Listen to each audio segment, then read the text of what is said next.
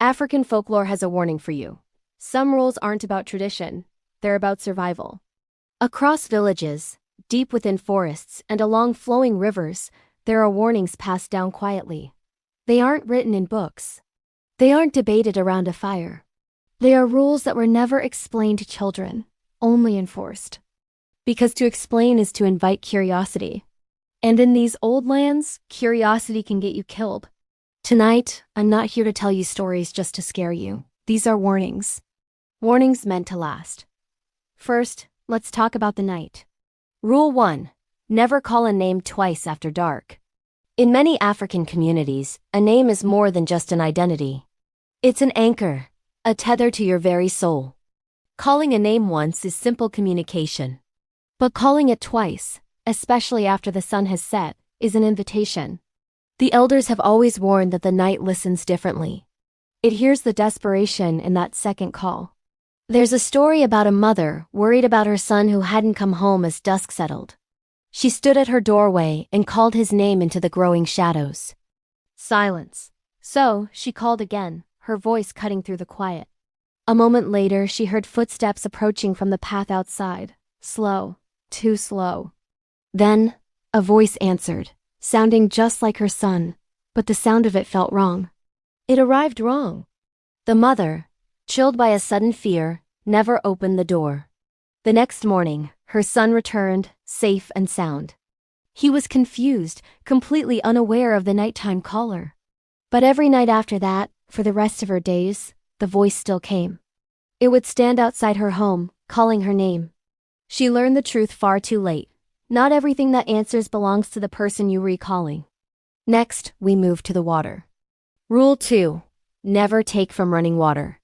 In African folklore, rivers aren't just bodies of water. They are crossings, liminal spaces between our world and another.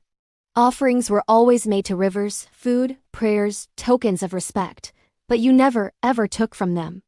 This was especially true after a great loss, when your spirit was vulnerable. There's a tale of a grieving man, his heart heavy with sorrow. He went to the river at dusk, convinced that its cool water could wash away his pain.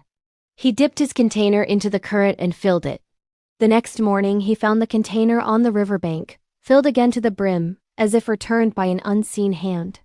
The following day, the river returned something else. A voice. It whispered his name from the water's surface, a haunting echo. By the third day, villagers found him standing at the river's edge, just listening, completely mesmerized. They managed to pull him back from the bank, but as they did, they saw that his reflection remained in the water, staring back at them. The elders say rivers don't steal, they exchange. And they never, ever give back the same thing they took. Our third rule is about objects. Rule 3. Never wear what remembers others. In many traditions, masks, robes, and drums used in rituals were never treated as mere costumes or props. They were sacred. They were believed to hold memories, to remember the movements of the dance, the breath of the wearer, the fear and reverence of the ceremony. A story is told of a young, arrogant dancer who, seeing a powerful ceremonial mask, decided to wear it without permission, thinking it was just for show. At first, the crowd at the festival laughed at his playful mockery. But then his steps began to change. He started moving to older rhythms, ancient patterns that were familiar to no one living. His body contorted into shapes that were both beautiful and terrifying. When the ritual elders finally managed to pull the mask from his face, his expression was calm, serene even. But his eyes followed instructions no one else could hear. They buried the mask deep in the earth that very night, but they could never bury the rule. It was a stark reminder that memory does not need flesh to survive. So why do these rules exist? What is their purpose? African folklore doesn't draw a hard line between the physical world and the unseen realm. It teaches that there must be a balance. These rules aren't about controlling people's lives. They are about containment. They are about maintaining the fragile barrier between what we know and what we don't. You are not warned because you are considered weak. You are warned because the world is not empty. And not everything that shares this world with us wants to be understood. Some things just want to be left alone. These rules were never meant to be tested. They were only meant to be remembered, because some knowledge doesn't enlighten you.